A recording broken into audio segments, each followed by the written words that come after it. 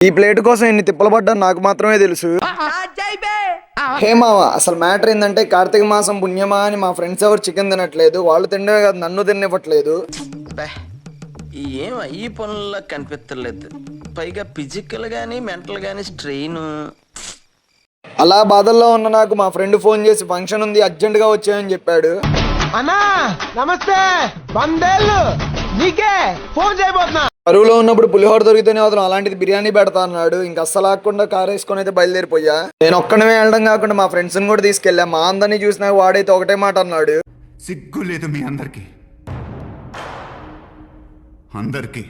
వాడేమన్నా సరే మన కాన్సన్ట్రేషన్ మొత్తం భోజనాల మీదే ఉంది. ఎంతైనా ముస్లిమ్స్ పెళ్ళంటే ఆ మాత్రం ఉండిద్దిలేండి. రాగానే భోజనాలు అంటే తంతాడని చెప్పి ఓ మూలం కూర్చొని షో చేసాము. పనులంతా మనమే చేసినట్టు.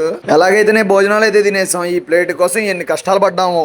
ఇంకెక్కువసేపు ఉంటే పనులు చేపిస్తాడని చెప్పి సైలెంట్గా చెప్పబెట్టుకుని ఇంటికైతే బయలుదేరిపోయాం. మీరు కూడా వెళ్లే ముందు ఫాలో చేసుకోండి. ఉంటా మరి.